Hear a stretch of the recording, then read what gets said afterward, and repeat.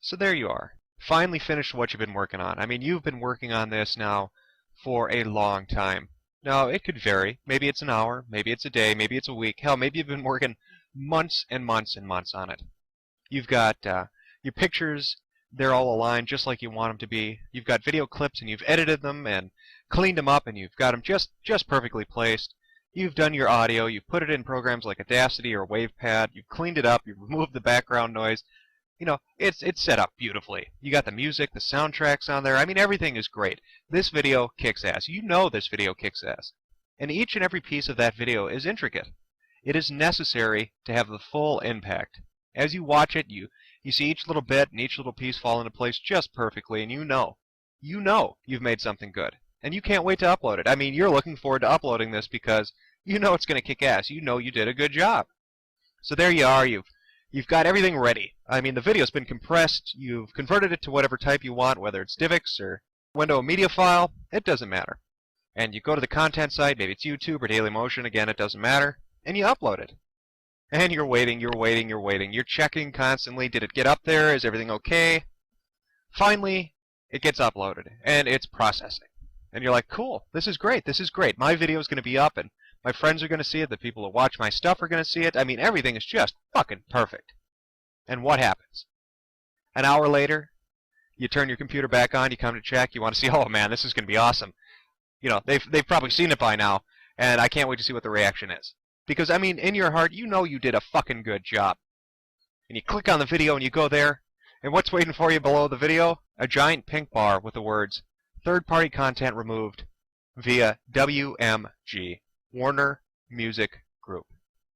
And for a second, your brain melts, and rage takes over. And you want to hit your computer, but you're like, fuck that. It's just too damn expensive to do. So you hit your dog.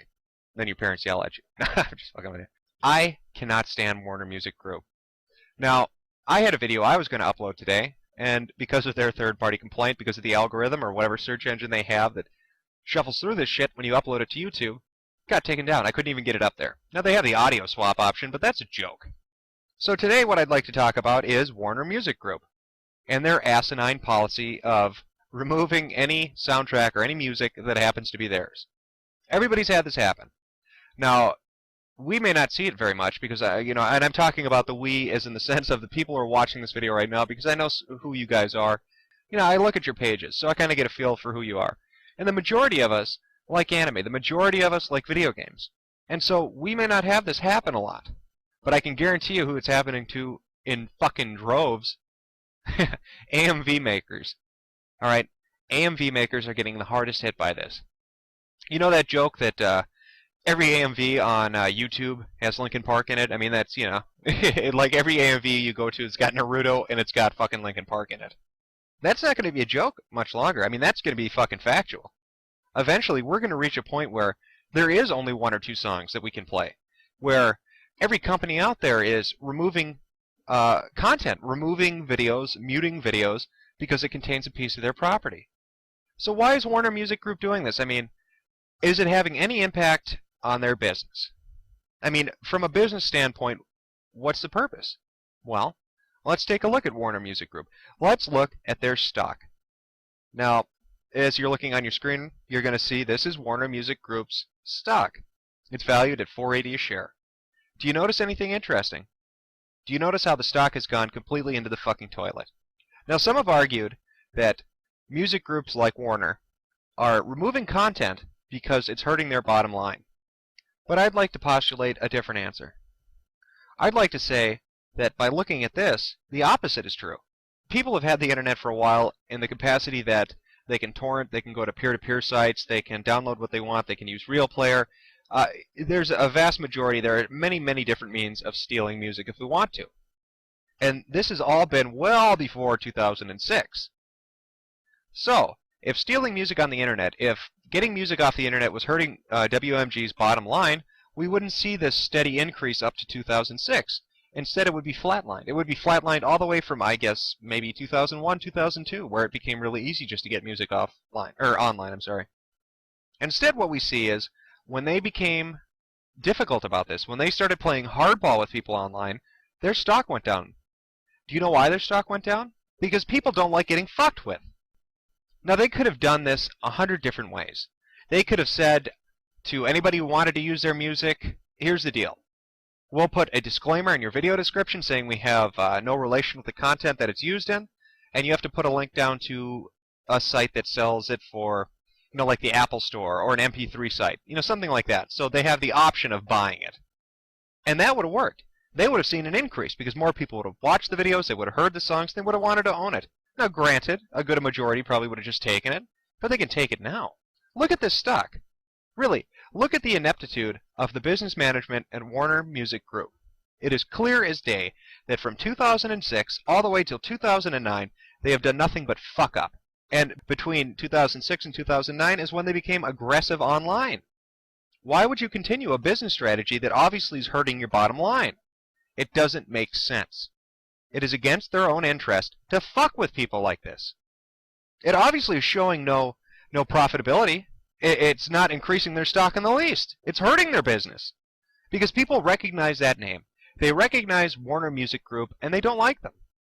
It doesn't need to be, people think that, oh, you can get back at them, we'll do some massive boycott, boycott their products. Doesn't even need to do that. We don't even need to do that. People so hate them right now for this kind of behavior that there doesn't need to be organization. People are coming to this conclusion on their own. They are taking away a form of entertainment that people are using in their videos. Now, some would say, well, they have a copyright. They have every right to do that. That's true. They do. They have every right to do that. But again, I'd say look at the stock that's sitting right on the page before you. Do you think that their behavior has helped them in any way? I'm looking at it right now, and it sure as shit doesn't seem like it to me. Now, interestingly enough, you'll see a bit of an upswing at the very end of that bar. Right at the very end. And you know what that's from? They hired somebody else. They hired somebody on the 22nd of April that made the stock swing up. And they've appointed him to a position called Digital Initiatives. And his name is Ron Wilcox. Well, Mr. Wilcox, I truly hope that in your position, which I have a feeling has to do with this kind of stuff, you take a different approach.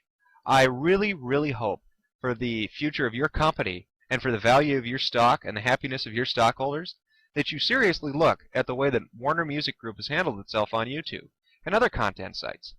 We are seeing YouTube set up a situation where nobody will use music. Okay? All we're going to have for our choice of music in our fucking videos are instrumentals or completely indie music.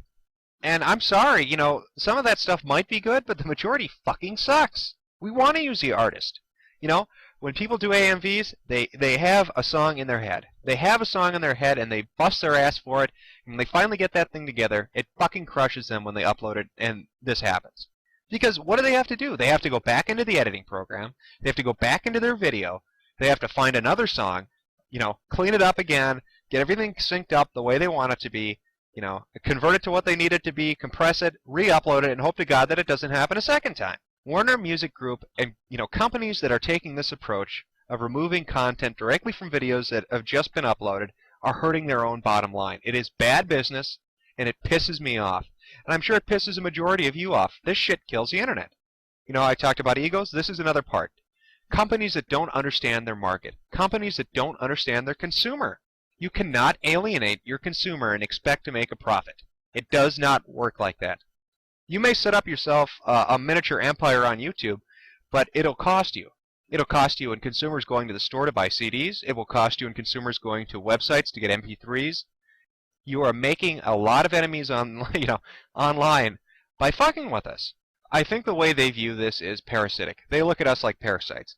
They get no benefit from allowing us to use their music, and that's true. I say instead of taking a hostile stance, they could look at it more like a symbiotic relationship. Release a statement in a video description saying that you are, there's no liability on your end for whatever the content of the video is that happens to have a song of yours in it, and then work out a deal where anybody who uses your music has to put a link at the very bottom right below the video to where that song is sold. I guarantee you will see an increase in your profits and an increase in your name brand, and your stock will go up. But if you continue along the path that you're doing right now, you're going to lose so many customers, it's not going to be funny.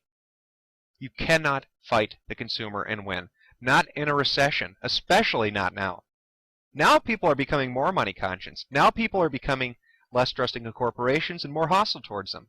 If you fuck with us, we will fuck with you, and you will be the next group that's sitting before the president asking to get your ass bailed out. So my question to you is this, another homework assignment, if you will. How many times has this happened to you? How many times have you uploaded a video that you worked hard on, regardless of what it was, and had a third-party copyright claim hit it before you could even get one view on it, before you could even view it yourself in its complete form? What was it? Why was the reason for it? And how did you get around it? Write it in the comment section. I'm interested to hear your replies.